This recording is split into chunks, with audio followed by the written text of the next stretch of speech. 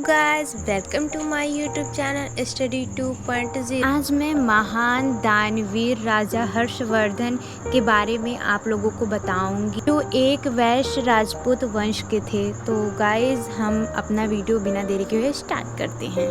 ईसा के जन्म के 500 साल के बाद उत्तर भारत के हरियाणा में एक शक्तिशाली राज्य का जन्म हुआ, जिसका नाम था थानेश्वर। थानेश्वर राज्य में राजा प्रभाकर वर्धन राज्य करते थे। वे बड़े वीर पराक्रमी और योग्य शासक थे।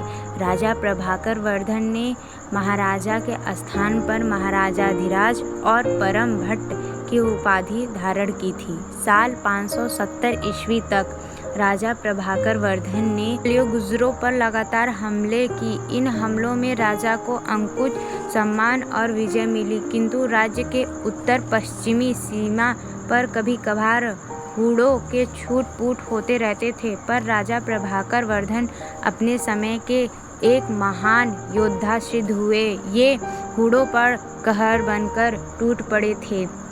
इन्होंने युद्धों से जूझते हुए उत्तर भारत की सरहद एक नई करवट लेने वाली थी। महान कहे जाने वाले साम्राज्यों को अब थानेश्वर के सामने नजर झुकाने थे, क्योंकि अब एक महान योद्धा शूरवीर का जन्म होने वाला था, जिसका नाम था वीर विराट सम्राट हर्षवर्धन। दरअसल गुप्त साम्राज्य के बाद भारतीय राजनीति उथल-पुथल हो चुकी थी। चीन के जंगलों से आई विदेशी सेनाओं ने अपनी तलवारों के बल पर भारत भूमि पर अधिकार स्थापित करने की फिराक में थी।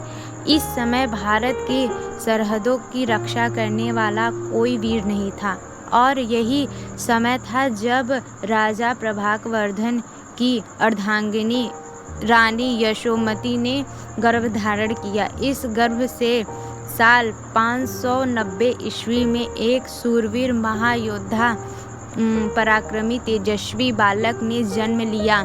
यही बालक आगे चलकर भारत के इतिहास में सम्राट हर्षवर्धन के नाम से विख्यात हुआ। सम्राट हर्षवर्धन अपने खेलने कूदने के उम्र में ही राजा बन चुके थे। इस समय उन्होंने एक विशाल सेना परास्त करके अपने बड़े भाई की मौत का बदला लिया। यही सम्राट हर्षवर्धन थे जिन्होंने पंजाब को छोड़कर संपूर्ण उत्तर भारत पर अपनी जीत की पताका फहराई। हर्ष को सबसे बड़ी टक्कर दक्षिण भारत के महान योद्धा सम्राट पुलकेशिन द्वितीय ने दी थी। आइए अब चलते हैं सम्राट हर्षवर्धन की विजय गाथा में। आपको यहाँ जान लेना चाहिए कि हर्षवर्धन के एक बड़े भाई राजा राज्यवर्धन थे और राजश्री नाम की एक छोटी बहन भी थी।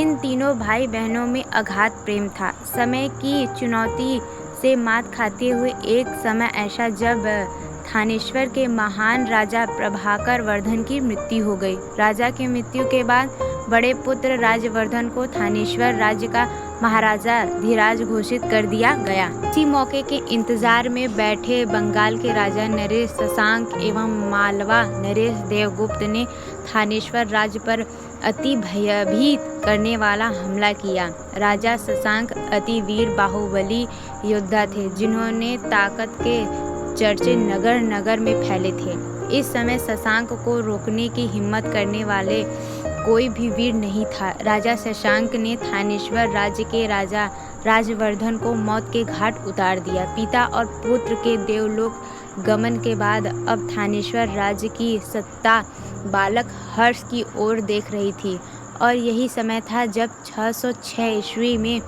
16 साल की बालक अवस्था में सम्राट हर्षवर्धन का थानेश्वर राज्य के राज्य सिंहासन पर राज्य तिलक किया गया। राजा बनते ही हर्षवर्धन के मन में अपने बड़े भाई के मौत का बदला लेने की आग धधक रही थी।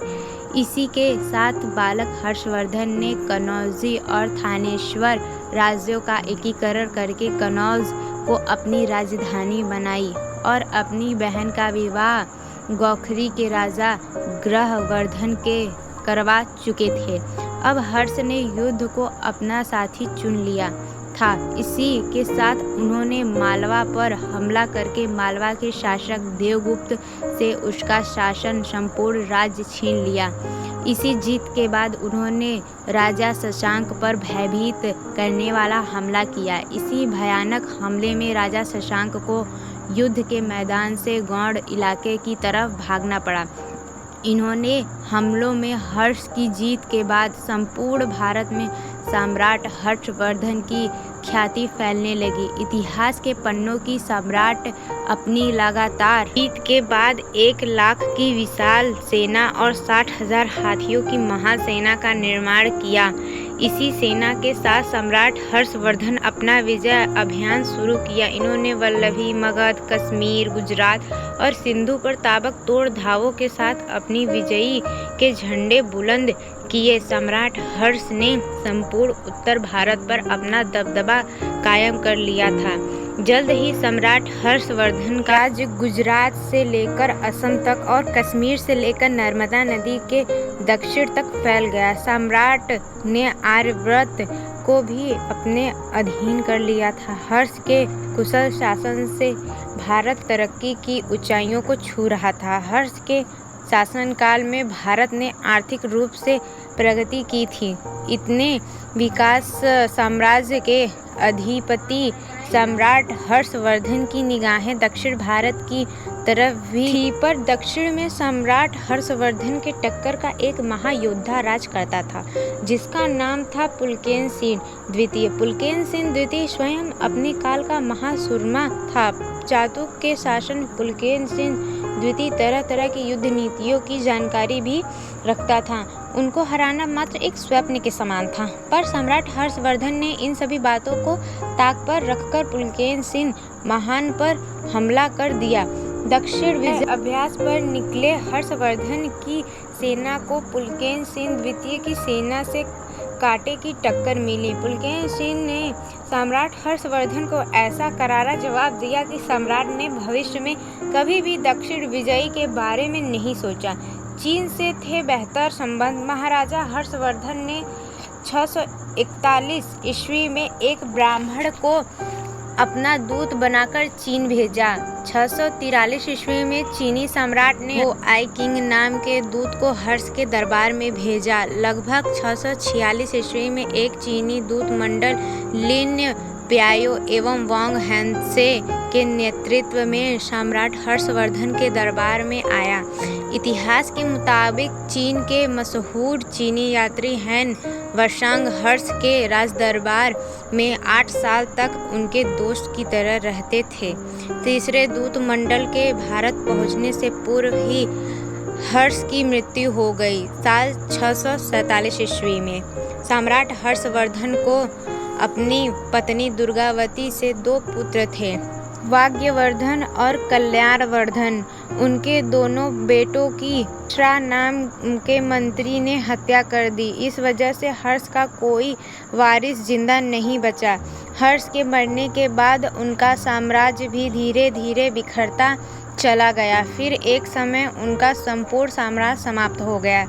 सभी धर्मों का सम्मान करने वाले हर्षवर्धन ने ही प्रयाग का मशहूर कुंभ मेले की शुरुआत करवाई थी। होने वाला हर साल कुंभ मेला जो सदियों से चला आ रहा है और हिंदू धर्म के प्रचारकों के बीच काफी प्रसिद्ध है। माना जाता है कि वह राजा हर्ष ने ही शुरुआत करवाया था। माना जाता है कि हर्षवर्धन ने अरब पर भी चढ़ाई कर दी थी, लेकिन रेगिस्तान के एक क्षेत्र में उनको रोक दिया गया। इसलिए उनका उल्लेख भविष्य पुराण में मिलता है। तो गाइज आई होप आप लोगों को ये वीडियो समझ में आई होगी। तो प्लीज़ गाइज मेरे वीडियो को लाइक, शेयर एंड चैनल को सब्सक्राइब कर दीजिएगा। Thank you.